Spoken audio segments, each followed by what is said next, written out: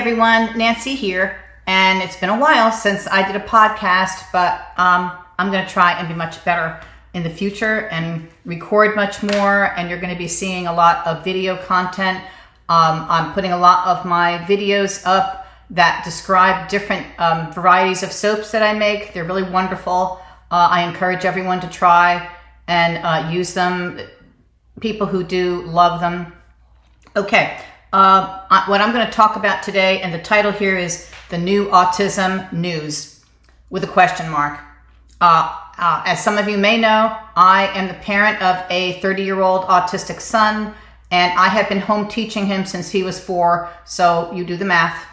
And he's not on any drugs. I refused to go that route of drugging my son. I'm not saying it can't work for some, but I did, as a mother, I did not feel comfortable within myself that was right for my child, and I'm very happy that I never did, because some of the side effects can be very severe. So I have been using homeopathic protocol, dietary intervention, nutraceuticals, therapy, such as imitation therapy, and different types of therapy life therapies that would be for everyday life skills. And so I have been doing that for my son for a long time. I'm very comfortable with outside of, what do you want to call it, mainstream medicine. So the recent news, it's not really so recent about acetaminophen, especially because that's been talked about for some time. Acetaminophen, brand name Tylenol, it's in other products too. It's not just Tylenol. There are many other products that contain acetaminophen, whether it is a pain reliever, whether it is a, a treatment for, for sinus and colds and sinus and allergies. Some have a pain reliever in there, acetaminophen. It's also used, ladies, in your monthly, PMS kind of things that also have treatment for cramps. They will include acetaminophen. There may be some that have ibuprofen, which a common brand name for that would be Advil. Some of them may contain that, but a lot of them contain acetaminophen. Okay, I am a very skeptical and very cautious, to say the least, I think, about taking meds myself. I don't really take them unless I absolutely have to. For all of my adult life, my philosophy is, why should I take the aspirin when the headache's going to be gone in an hour? So I avoid them. During pregnancy, I took nothing, except prenatal vitamins religiously. I drank additional water every day, like they said to drink. I usually drank 8 glasses. They said bump it up to 9 or 10. I did. I went through the whole checklist. I took a walk for an hour in the morning and a walk for the hour in the afternoon too. And in the beginning, especially of my first pregnancy, I was working a full-time job. I still did it. I did all of the exercises to strengthen your pelvic muscles and to strengthen your back muscles and all those muscles that you're going to use to give birth to a child. I did all that. So here I am doing everything you're supposed to do, not taking any kind of medicine. Not topically. If I had aches or pains, I didn't put any kind of muscle rub on. I didn't do anything. And now I hear that, acetaminophen during pregnancy can do it. I'm not going to argue whether it can or it can't, because honestly, from my personal experience, I have no idea, because I never took it. I was disappointed. I am not disappointed in Donald Trump or his administration in any way, shape, or form. I am a conservative person. I'm a Christian woman. I'm not anybody. All right? I'm not anti-anything. If someone tells you that conservatives are anti, well, that's just not so. All right? But anyway, I'm a conservative because I'm a Christian woman, and there are just certain beliefs I have, and that the conservative viewpoints largely, I didn't say 100%, I said largely, are in keeping with my personal convictions myself. Okay? Now, I am not saying that you can't have a problem with acetaminophen. I'm saying that can't be it. It just can't, because I never took anything like that. And my son is autistic, and he's the more severe end of the scale. He's done extremely well, and he's doing wonderfully with other supplements that we're using. However, he doesn't avoid acetaminophen himself. If he has a cold or he has sometimes allergies and sinus issues, usually I give him a product with ibuprofen. But there have been times when they have had acetaminophen in his body, and I don't see any negative problems. But just a little personal note here. My whole life, when I took acetaminophen, I never liked it.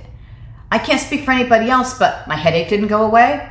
My menstrual cramps didn't go away. My back aches didn't go away. I'm not prone to it, but if I ever had any for any reason, I had an injury one time. I sprained my ankle 12, 15 years ago.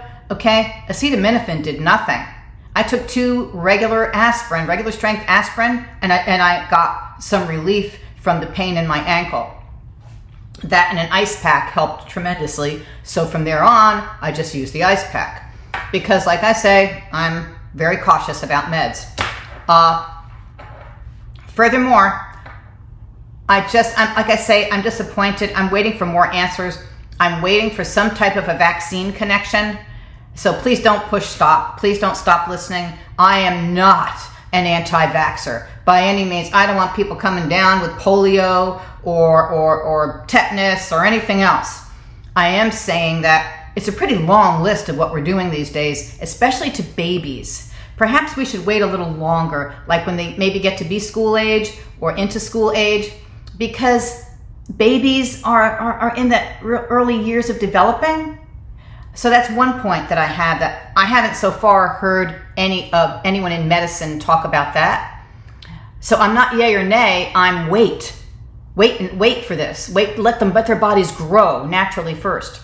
Give them good food, good nutrition, good normal exercise for a child, playtime, fresh air, all these wonderful things. And I think that you have a better chance of a child avoiding autism or anything else. Okay. The other thing that I would like to say is there's no way that vaccines can be right for everybody. Think about it a minute. Do we all take the same, when we go to a doctor and we have a certain whatever condition, do we all get the same medication? We don't. A doctor will look at your chart and look at your vitals, your blood pressure, your heart rate, your health history, maybe your family history, your history of taking meds. There's a whole list of things that they're going to look at before they write that prescription. And by God, they should be looking at those things, because that's what a good professional does. Just because my son's not on meds doesn't mean we haven't been to doctors. We've done the pediatric neurologist. We've done it, okay? And it just wasn't something that we believed in. But anyway, as I'm saying, there's no way that every vaccine can be right for everyone. I personally have an egg allergy, as an example. And so that's going to eliminate me from a lot of things. And I know that my son has, it's not a big allergy. I don't go into shock. I'm not going to die if I eat an egg, but I'm not going to feel well. I feel sick to my stomach. I get a headache. It's sort of like early flu symptoms. And the other thing is you can get redness on your cheeks, and it's almost like a little red circle, that is very weird. It's like you put on makeup incorrectly. It's like a clown. A clown can draw those little red circles on their cheeks. Well, it's sort of like that, but more, not bright red, but like a pinkish, maybe. And it's my son gets that. Okay, when he was younger, I tried enriching his mac and cheese with egg, which is something you can do, and it didn't work. After a week or so of doing that, he started getting those little red circles. I recognized them. I know what they are, so I stopped the egg. So I don't give him eggs. So maybe there's a connection there. Okay, I just want to close with a couple of personal notes here too. My mother had an egg allergy too, and she found out that she should not be taking the flu shot, because when she was in her middle age, maybe 40s or 50s, she got a flu shot because she was at a job and everyone was getting a flu shot, and somehow they got it for free. And she went, and she said she was never so sick in her whole life, that it lasted for weeks. Okay, that's one.